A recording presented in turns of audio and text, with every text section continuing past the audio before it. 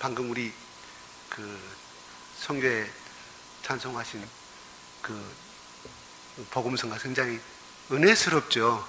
힘이 있고 뭔가 이렇게 그렇게 저한테는 들렸습니다. 여러분한테 어떻게 들리는가 모르지만 그동안 일주일간도 잘 사셨는지요? 예, 문안드립니다.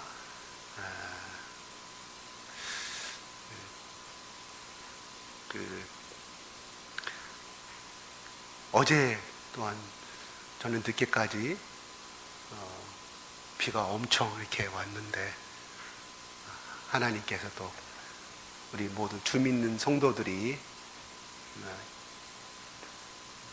주님의 전에 혹시 안 올까봐 하나님께서 비를 그치게 하시고 이렇게 맑은 이 봄볕의 태양을 허락하신 걸로 믿습니다. 제가 어떤 아이에게 이렇게 물었어요.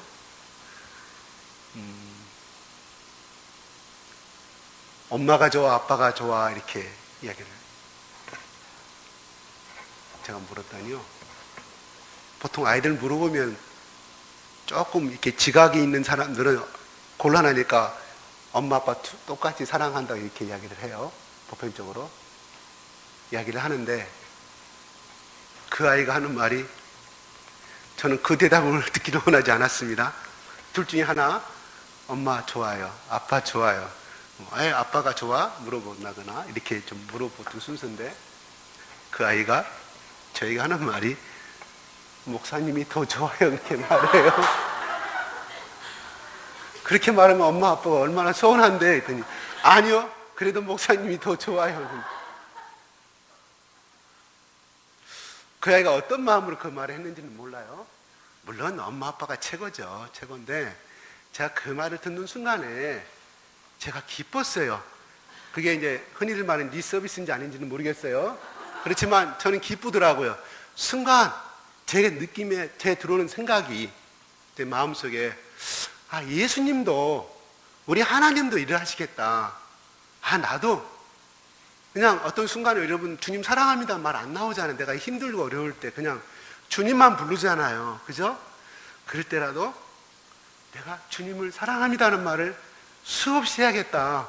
그럼 예수님도 기뻐하시고 내 안에 성령도 기뻐하시겠다는 그런 제가 순간의 느낌을 받았어요. 예.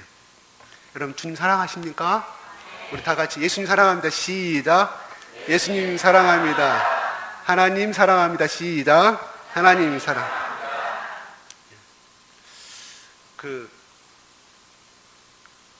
우리 복음서 그러면 4가지가 생각이 나잖아요. 다 하나도 빠뜨릴 수 없는 말씀들입니다. 흔히들 신학에서 가장 빼놓을 수 없는 성경이 복음서가 있다면, 하지만 그러한 어떤 이제 복음서든 서신이든 간에 이제 이렇게 물어봤을 때 보편적으로 로마서하고 요한복음을 이 2가지를 꼽습니다.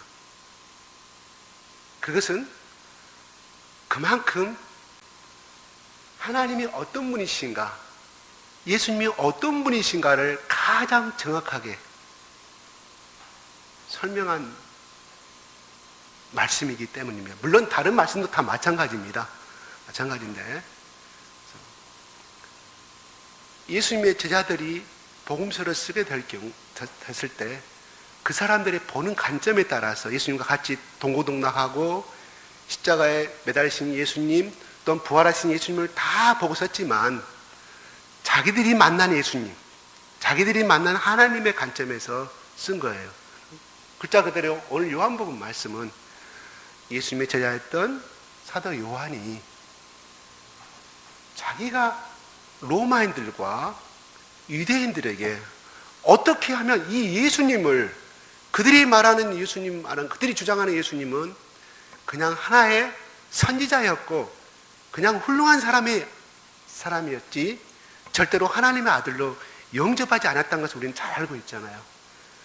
요한은 너무나 그 사람들에게 예수님을 자기가 3년 반 동안 보았고 또한 살아생전에 부활하신 다음에 그 예수님을 만났고 살아생전에 밤모섬에 기한 가서 그 3층 전에 한 천국에 보신 그 예수님, 자기는 실질적으로 손으로 잡았고 예수님 살아계신 만져봤고 예수님 마지막 만찬에 예수님 성화에 보면 오른편에 앉아서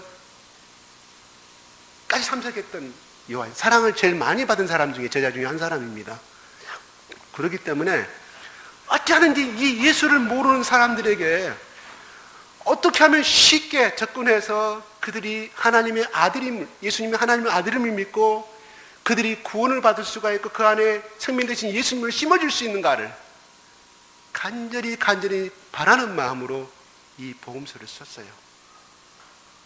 그러면 우리가 알다시피 사도 요한은 어부 출신이잖아요. 그 사람이 이 성경에 이 주옥 같은 이 말씀 쓸 때는 자기 수준에서 얼마나 노력을 했겠어요. 그렇잖아요? 우리가 지금 만나는 예수님에 대해서 여러분 쓰라고 하면 사도 요한은 우리가 봤을 때 스펙으로, A양성 스펙으로 봤을 때 우리보다 훨씬 못한 사람입니다. 절대로 이 요한복음에 1장 1절 하나하나만큼 우리가 더 자신 있게 쓸 수 있는 것은 없습니다. 요한이 정말 어떻게 하면 한 생명이라도 이 살아계신 예수님, 하나님의 아들이신 태초부터 계신 예수님, 생명이신 예수님을 그들에게 알기 쉽게 어떻게 하면 그들이 이 좋으신 예수님을 만나게 해줄 것인가 간절한 마음으로 쓴 것이 요한복음입니다. 며칠을 걸려서 쓴 것은 나오지 않아서 모릅니다. 아마나 맡길 때마다 예수님이 그때 살아계실 때 무슨 말씀을 전했지 기도하고 독도하고 또 그 당시에 예수님이 살아계실 때 썼던 말씀들이 적었던 쪽지 복음이 있었어요. 이렇게 잠깐 그런 모든 걸 다 동원해가지고 우리 형님들 말하는 전문 힘을 다해서 죽은 힘을 다해서 있었던 자기 노년에 쓴 겁니다. 눈도 잘 안 보였을 것이고요. 기력도 그만큼 힘들었을 거고요.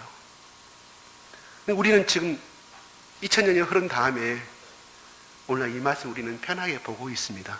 그래서 사도 요한의 그 정말 간절한 심령으로 쓴 이 복음으로 우리도 그 마음의 세계 속에서 이 말씀을 오늘 보기를 원합니다. 네.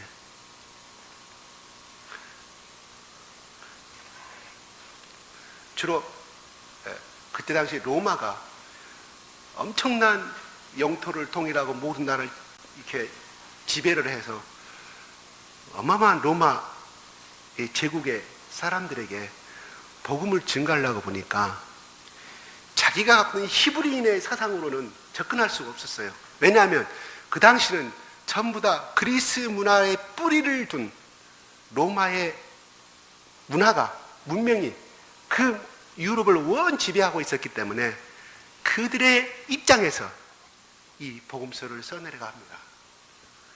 한번 1절 한번 읽어볼까요? 시작. 태초에 말씀이 계시니라. 이 말씀은 하나님과 계셨으니 이 말씀은 곧 하나님이시라.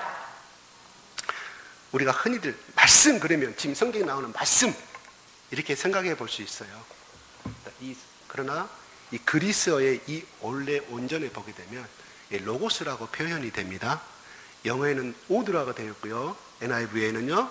우리 한글 성경 방역처럼 말씀이고요. 중국의 성경에는 뭐라고 적은지 아세요? 길도자, 도. 우리 도 닦는다 그러잖아요. 도를 표현하고 있습니다. 이 말씀이 여러 가지 글자로 다 표현하고 있는데 옛날 고대 때부터 이 그리스인들은 이 우주 만물이 움직이고 사계절이 오고 별이 움직이고 한 이런 것을 봤을 때 분명히 눈에 보이진 않지만 이 우주가 어떻게 이렇게 정확하게 움직일 수 있는가, 수많은 별들이 어떻게 정확하게 움직일 수 있는가를 깊이 고민하게 되었습니다. 그래서 그들은 그리스 사람들은, 로마 사람들은 다 범신론적인 사상을 갖고 있었던 사람들입니다. 그렇지만 그들이 보이지 아니하는, 알지 못하는 어떠한 신이 어떠한 원리에 의해서 이것을 움직이고 있다고 생각을 했어요. 어떤 원인이 있다고 생각한 거예요. 그래서 바울은 처음부터 이것을 그들에게 썼을 때 예수님이라 표현하지 아니하고 너희들이 말하는 그 로고스가 로고스라는 그 쪽에서 생각합니다. 표현을 해갑니다. 그리스도적인 로고스죠. 그들이 생각하는 로고스가 아니라 하나님의 로고스 입장에서 써내려가는 거예요. 우리가 어떤 문화를 받아들일 때, 기독교 전번에 말씀한 것처럼 기독교를 받아들이는 건 전부 다 우리 유교적인 관점에서 우리가 기독교를 받아들입니다. 다 그렇잖아요. 자기가 살아온 경험과 자기가 살아온 윤리적인 도덕관념에서 말씀을 다 받아들이고 상대방이 어떤 말을 하더라도 그렇게 이해를 하는 거예요. 그래서 사도 바울이, 이 사도 요한이 이 로고스라는 이 자기들이 찾는 그 어떤 보이지 않는 절대자인 어떤 신에 대한 윤리성, 이성을 로고스라는 표현을 접근해 가는 거예요. 그래서 이 말씀은 결과적으로 그 다음에 2절에 뭐라고 말씀하셔요? 1절 후반부에 태초에, 아니 말씀 곧 하나님이라고 말합니다. 너희들이 찾는 그 로고스라는 것은 하나님이다. 그래서 2절에 그러면 그 사람은, 그 로고스라는 사람은, 로고스라는 분은 태초에 하나님과 계셨다고 주장을 하죠. 또 만물이 그 로고스로 말미암아 지어졌다고 말합니다. 그리고 이 세상에 너희들이 말하는 천지와 모든 우주가, 지구나 마찬가지로 그가 없이는 된 것이 없다고 말합니다. 다시 말해서 너희들이 찾는 그 로고스로 인해서 이 세상이 창조되었고 우주가 돌아가고 있다고 사도 바울은, 사도 요한은 주장을 하고 있습니다. 자, 여기서 태초라는 것은요, 자, 영어성에 in the beginning, 잘 많이 본 거 아니에요? 태초란 말이 창세기 1장 1절에 태초에 하나님이 천지를 창조하시니라고 말합니다. 그 태초와 태초는 똑같습니다. 다른 상황은 똑같아요. 그러나 창세기 1장 1절에 나오는 태초라는 것은 만물이 창조될 때 그때의 시점을 말하는 것이고요. 여기서 나오는 바울이, 사도 요한이 말하는 이 태초라는 것은 그보다 훨씬 이전 영원성을 이야기합니다. 시작과 끝이 없는 영원성을 이야기하는 거예요. 그때부터, 그러니까 다시 말해서 이제 뒤에 이제 14절 말씀도 하고 결국 하지만 예수님이 이 땅에 오셨지만 육신의 몸을 입고 오신 것이지 너희들이 말하는 성인이나 내지는 그런 평범한 선지자가 아니라 그 예수님이, 이 세상에 잠시 살다가 간 그 예수님이 창조 전부터 계셨던 그 성자의 하나님을 강조하기 위해서 이렇게 말씀을 써내려가는 거예요. 자, 계신이라고 그러는데요. 이 계셨으니 하나님이 계셨고, 근데 여 성경에는 계셨고라고 그러는데 원래 온 뜻은 계신이라는 말입니다. 그 말이 뭐냐면 과거 영원 전부터, 시작도 없는 그 영원 전부터 지금까지, 현재 내가 너희들에게 이 복음을 쓰는 이 순간까지 존재하시는 분이라는 인격적인 존재를 지금 나타내주고 있는 거죠.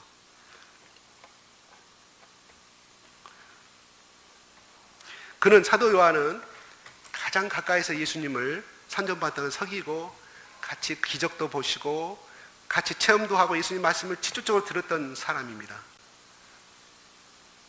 그 당시에 같이 지낼 때는 그는 그를 하나님의 아들로는 봤지만, 머리로는 이해했지만 그 당시에 로마의 식민지하에 있는 우리를 회복시키고 유대 나라를 회복시키고 그 유대 나라의 왕으로서의 그 예수님을 많이 했다는 것을 알 수가 있어요. 예수님이 예루살렘에 십자가 지러 올라갈 때 베드로, 야고보, 요한이 뭐라고 그래? 뒤따라오면서 야, 우리가 가면 누가 더 높을까 서로 시기하고 경쟁하잖아요. 그게 그 사람들의 본 주소였어요. 사도 요한도 그 사람 중에 한 사람이었습니다. 근데 그가 예수님이 십자가에 죽으시고 부활하시고 성령을, 그가 사도행전 1장에 나오는 1장 8절에 그가 마가다락방에서 예수님 성령님을 만나고 그가 또 복음을 전하는 가운데 그가 느꼈던 세계는, 그 당신 살아계실 때는 몰랐지만 내가 겪어본 하나님이, 예수님이 이런 분이셨다고 자신 있게 말하고 있는 것이죠. 자,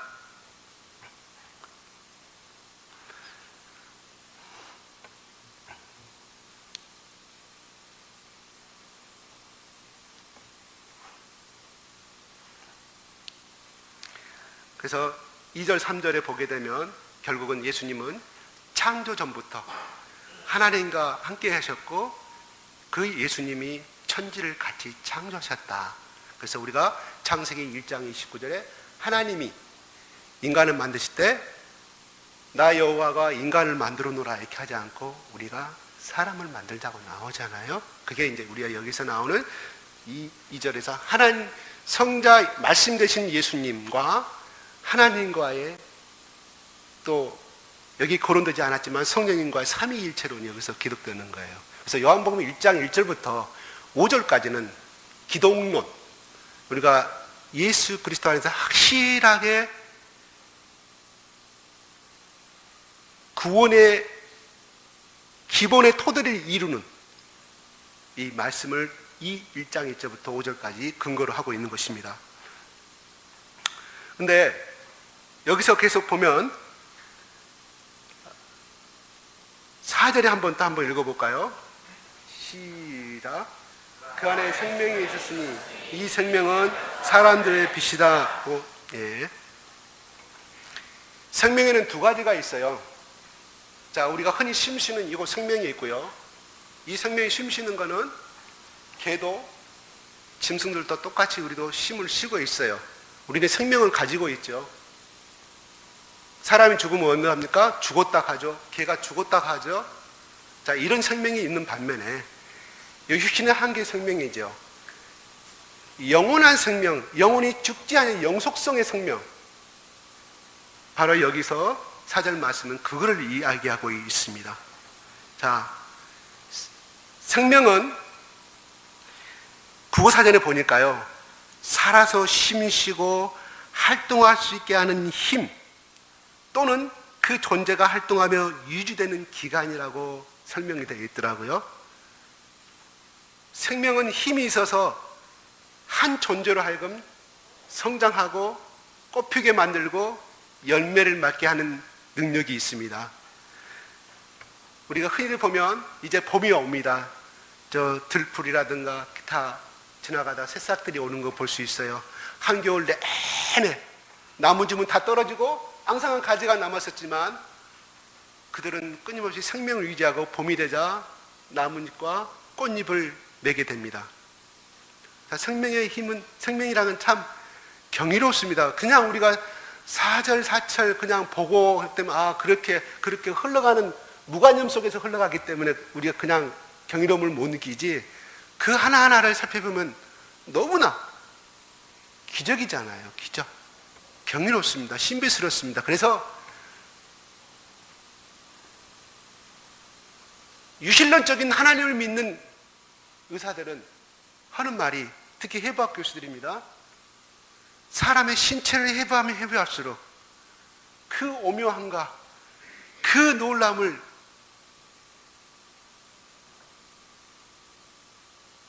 고백할 수밖에 없다고 다시 말씀드려서 하나님이 계시다는 것을 고백할 수 없다는 걸 제가 들은 적이 있습니다. 세상은 죄로 인해서 모두 죽음을 맞게 되어 있습니다. 아담과 이브의 그 죄의 불순종의 피가 우리 가운데 흐르고 있기 때문이죠. 그러나 오늘 말씀을 통해서 그러한 이 생명 되신 예수님을 소유한 사람은 이 근원적인 생명을 소유합니다. 조그만 호박 씨앗에도, 조그만 호바라기 씨앗, 해바라기 씨앗을 제가 직장생활하면서 넓은 항토밭이 있어서 이 해바라기 씨를 사서 뿌려보았습니다. 엄청나게 잘 자라더라고요. 그 씨앗에 생명이 있는 건 저는 몰라요.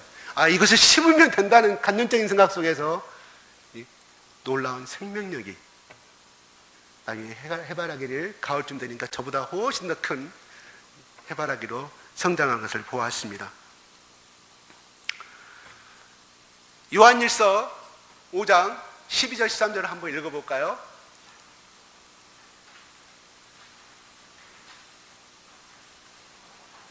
없어요? 예, 제가 읽겠습니다. 아들이 있는 자에게는 생명이 있고 하나님의 아들이 없는 자에게는 생명이 없느니라. 내가 하나님의 아들의 이름을 믿는 너희에게 이것을 쓰는 것은 너희로 하여금 너희에게 영생이 있음을 알게 하려 함이라. 자, 아들이 있는 자에게는 생명이 있다고 말했습니다. 또 하나님의 아들이 없는 자에게는 생명이 없다고 말씀드렸습니다. 이것은 예수 그리스도를 우리 마음속에 영접하는 사람과 영접하지 않은 사람의 차이점을 말씀해 주고 있죠. 자, 4절에 또 계속해서 보면 사람들의 빛이라고 말합니다. 생명은 예수님 안에 있는 생명이 우리 안에 존재할 때 그 생명은 우리 내면에서 광채를 발하는 빛이 됩니다. 그 빛은 인생의 모든 어둠을 몰아내버리죠. 자, 세상은 흔히들 말합니다. 세상을 표현할 때 어둠 가운데 말합니다. 이 어둠이라는 제약의 권세로서 죄를 지면서 온 제약의 권세를 의미해 주고 있습니다. 죽음이라는 절망에서 오는 아주 짙은 어둠이죠. 그러나 생명 대신 그 어둠 속에는 웃음의 끝자락에도 우리는 슬픔이 있어요. 그래서 그 애로움을 나타내기 위해서 때로는 영화도 보고 친구들이랑 놀러 다니기도 하지만, 그러나 그 슬픔, 그 기쁨과 평안의 끝자락 속에서는 항상 우리 속에 찾아오는 고독과 어둠이 있습니다.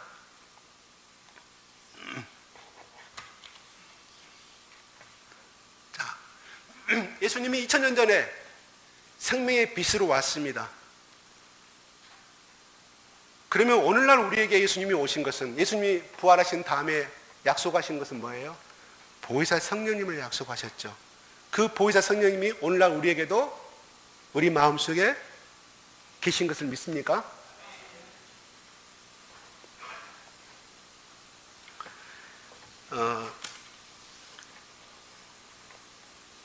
그런데 우리가 하나님의 자녀가 되는 12절에 보게 되면 그 이름을 영접하는 자에게는 하나님의 자녀가 되는 권세를 주신다고 말씀했습니다. 저는 여기서 말하는 권세와 능력을 저는 제해놓고요, 하나님의 자녀가 되는 축복을 주신다는 이 말씀에 저는 여러분들의 초점을 낮추고자 합니다. 근데 이 자녀가 되는 것에서는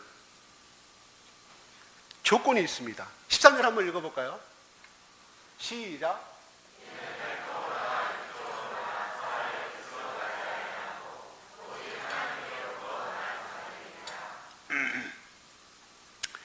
여기서 혈통이란 무엇일까요? 혈통. 이스라엘 사람들은 자기들이 아브라함 후손이기 때문에 선민의식이 있죠. 자기들은 하나님의 백성이라는 선민의식이 있습니다. 그러나 여기서 사도 바울은 그런 유대인들을 향해서 너희들은 절대 될 수가 없다고 합니다. 두 번째, 육정은 무엇을 말할까요? 육정은 무엇을 말할까요? 육체적인 욕망을 말하죠. 그래서 이 욕망으로 얻게 되는 사회적인 명성, 업적, 권력, 부를 의미하죠. 그러나 이런 것으로는 하나님의 자녀가 될 수 없다는 뜻이죠. 셋째, 사람의 뜻은 무엇일까요? 사람의 뜻으로 되지 아니한다고, 이 말은 무슨 뜻일까요?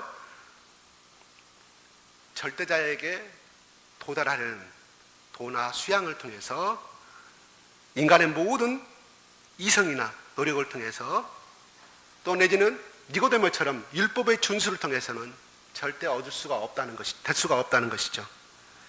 이러한 것은 앞에 두 경우보다 참 고상하게 보일지는 모르겠지만 역시 사람의 노력으로 구원을 받을 수 없다는 말인 것입니다.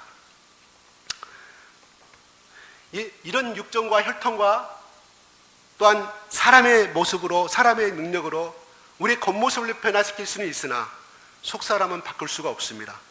신앙의 옷을 거쳐줄 수는 있으나 신앙의 사람이 되게 할 수는 없습니다. 바로 오직 성령의 인치심과 보증함으로만이 우리는 하나님께 난 자, 예수 그리스도의 자녀로 인칭을 받을 수가 있습니다. 믿으십니까? 네. 우리 여기 계신 분들은 다 구원받은 신자들입니다. 단 우리가 잘나서 된 것도 아니고 우리가 도덕적인 의를 행해서 된 것이 아니라 하나님의 일방적인 은혜에 의해서 우리가 선택받았고, 이 성령님을 통해서 성령님 우리 속에 들어오셔서 그것을 깨닫게 하시고 우리를 믿게 하신 것입니다. 자, 14절 한번 볼까요? 같이 한번 읽어볼까요? 14절 시작.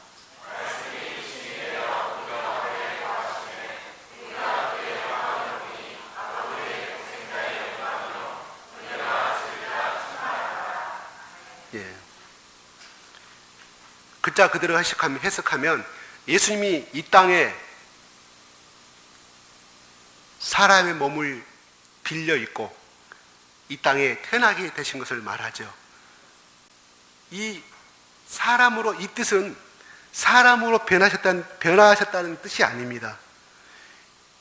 육신이 되셨다입니다. 성자 하나님이 변하여 사람이 되셨다는 것이 아니고 성자 하나님이 사람의 몸을 입고 이 땅에 오셨다는 것입니다. 이 말은 별 차이가 없는 것 같지만 예수 그리스도의 부활하신 이후에 사도 제자들, 예수님의 제자들 12제자를 통해서 지금까지 수천 년 동안, 수백 년 동안 기독교 공회에서 그리스도의 인격에 대해 논쟁한 내용입니다. 수천 년 동안이 아니죠. 적어도 기독교 공의회가 니케아 종교회에서 기독교로서의 정식으로 기독교의 신앙과 기독관이 정립되고 인정이 될 때까지 굉장히 많이, 그래서 영주지자들 팔도 있었고 기타 여러 가지, 예수님은 그냥 하나님의 아들이 아닌 그냥 인간으로서 왔기 때문에 불완전한 구원을 이룬 사람이다. 그러므로 예수님은 하나님의 아들이 아니라고 주장한 알미니안주의도 있고 여러 가지, 지금도 그게 되어서 오늘날 저기 강주에도 그런 교회가 있잖아요. 지방교회, 올츠만이가 세운, 다 비슷한 것 같지만 이런 것들이 논쟁이 되어왔던 이런 부분들이에요. 그러므로 우리가 오늘 요한복음을 통해서 이 성자 하나님에 대한, 성자 예수님에 대해서 올바른 신앙관을 정립하는 것이 아주 중요합니다. 자,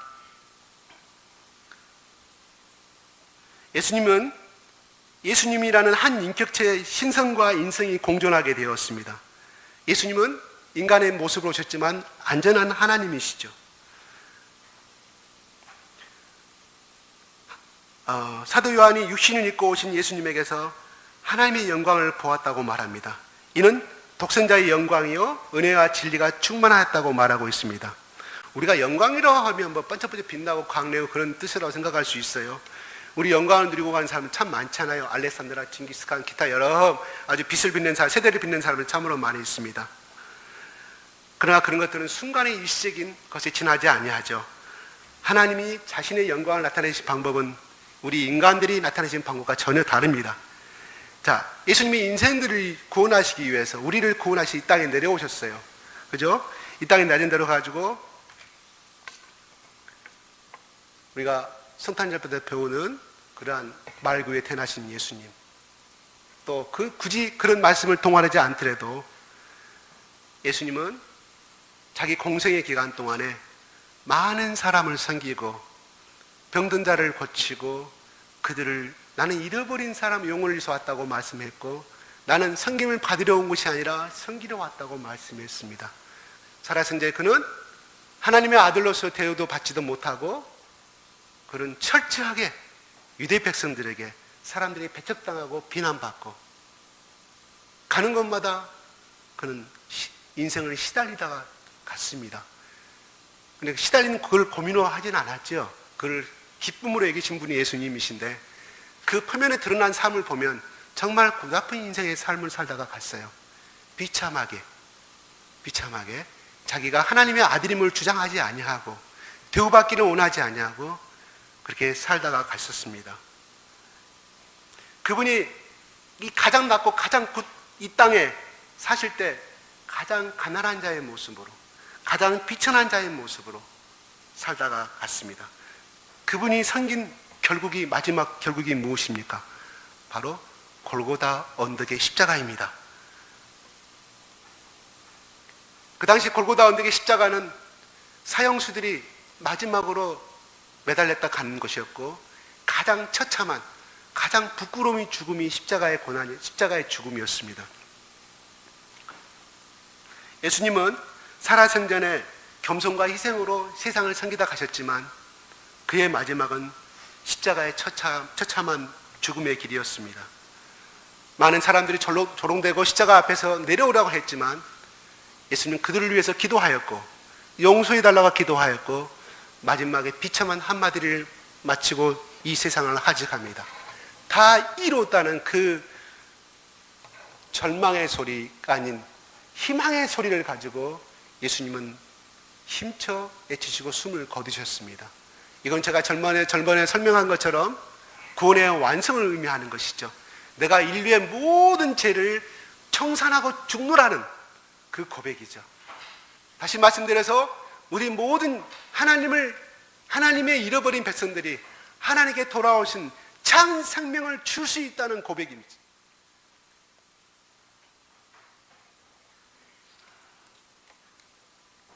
예수님은 자기를 구원하기 위해서, 우리를 구원하기 위해 자기를 구원하지 않았습니다.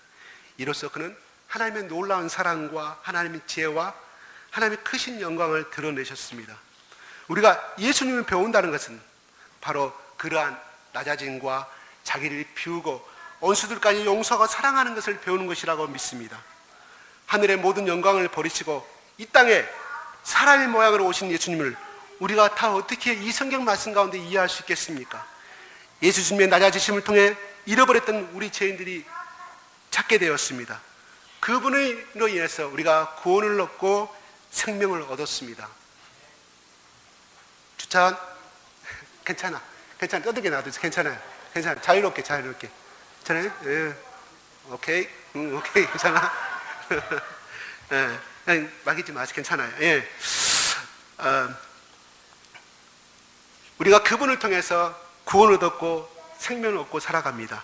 우리가 성육하신 이 예수님을 통해서 하나님의 크신 영광을 보기를 원합니다. 또한 그 예수님을 볼 때 하나님께 죄인들에게 주시는 은혜가 충만하게 될 것입니다. 무슨 은혜요? 용서의 은혜, 구원의 은혜, 사랑의 은혜입니다. 예수님이 십자가에서 죽을 수 있었던 가장 큰 원동력이 무엇입니까? 힘이 사랑하기 때문에. 그렇죠?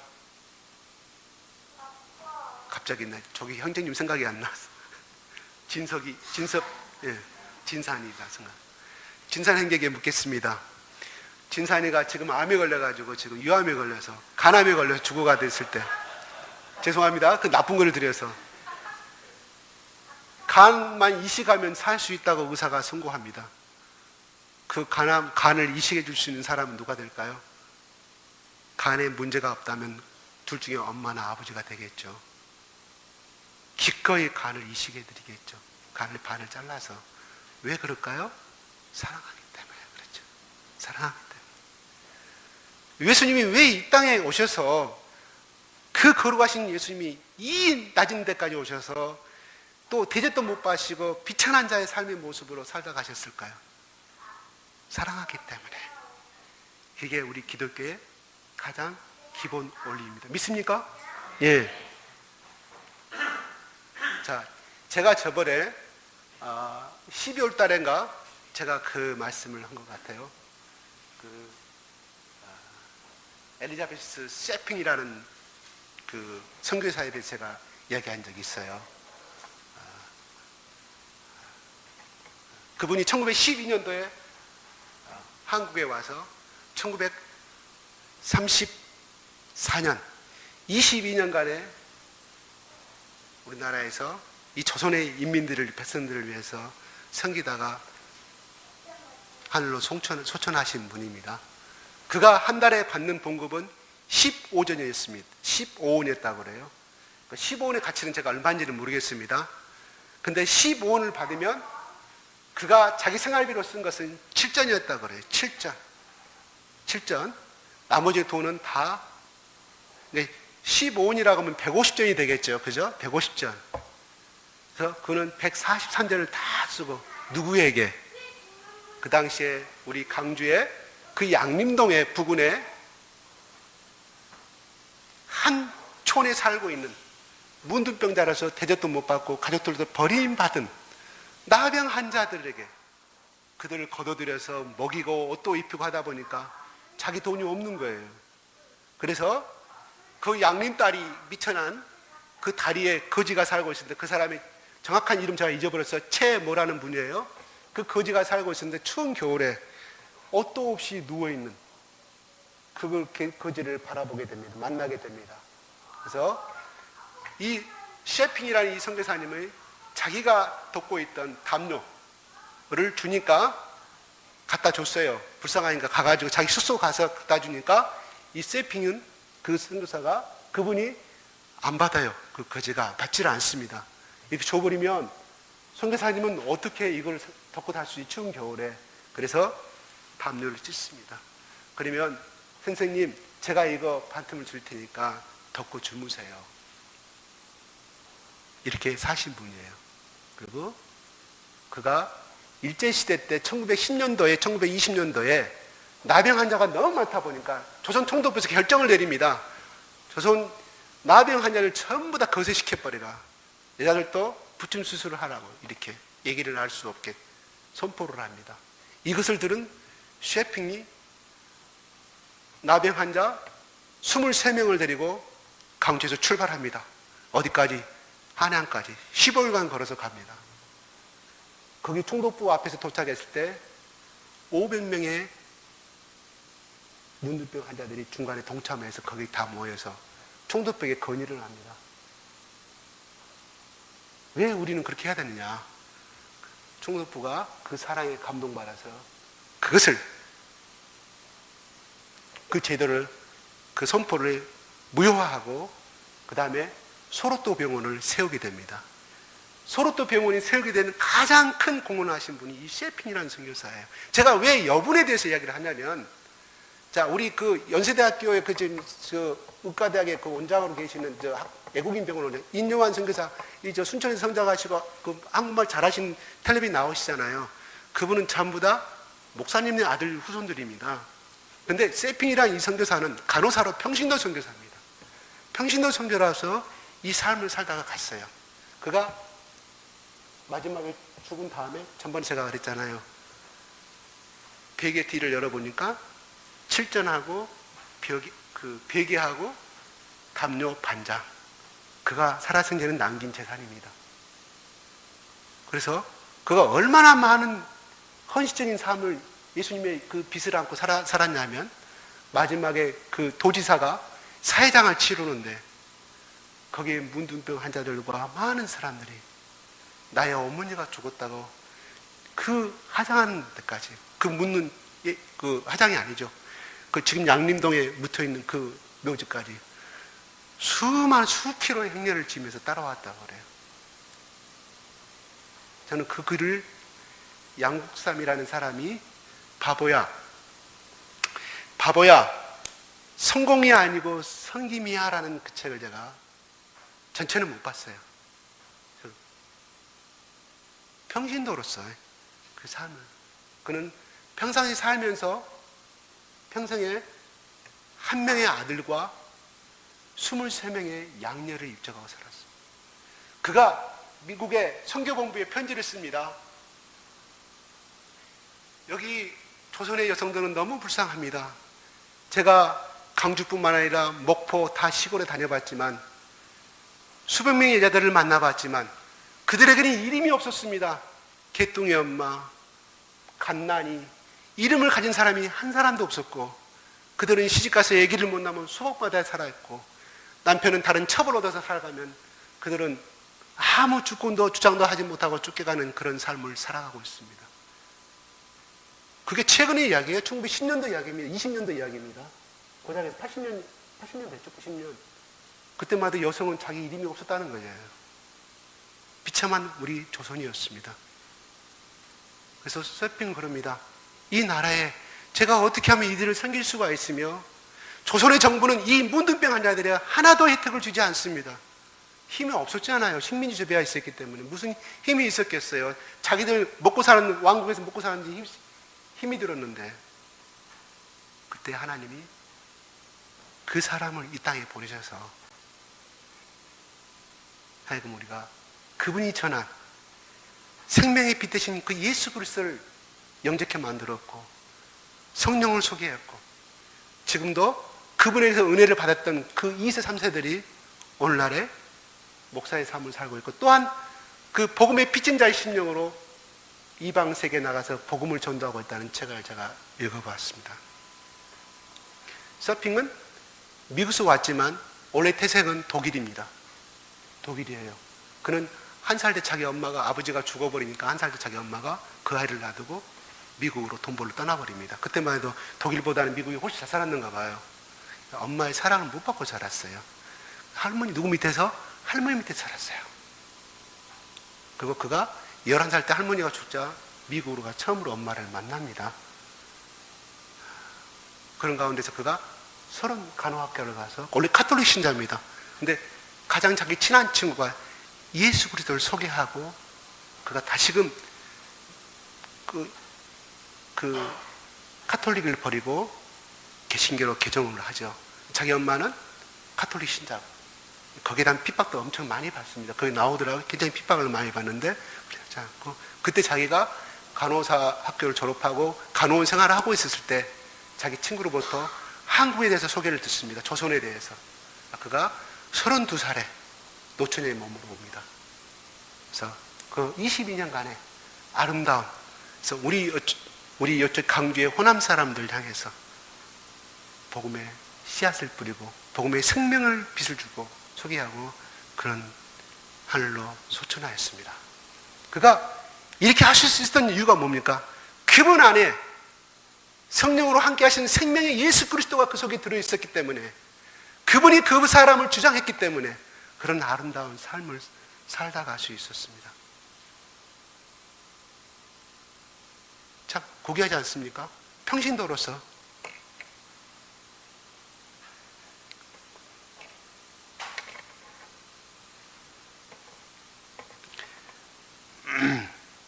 그분을 통해서 예수의 영광과 아름다움이 나타났다고 봅니다.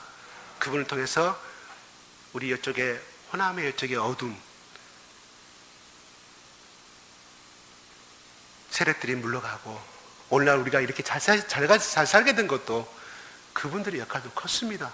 저는 믿습니다. 왜 교육부에서 이런 것을 안 쓰는가 모르겠어요. 왜 반미만 하는 그걸만 싫어하는지, 이런 것도 썼으면 좋겠어요.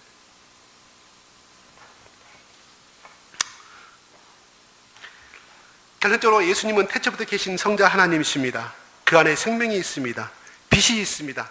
예수님께서 우리에게 하나님을 온전히 알려주시기에 우리를 구원하기 육신을 입고 이 땅에 오셨습니다. 우리 성육신하신 예수님을 통하여서 우리가 그분의 빛을 받은, 우리 속에 예수 그리스도의 생명이 잉태된 우리로서 우리가 앞으로 어떻게 인생을 살아야 할 것인가, 어떤 신앙관을 갖고 살아야 될 것인가, 그래서 우리 속에 늘 예수의 충만한 은혜가 우리 가운데 넘치기를 기도합니다. 기도하겠습니다.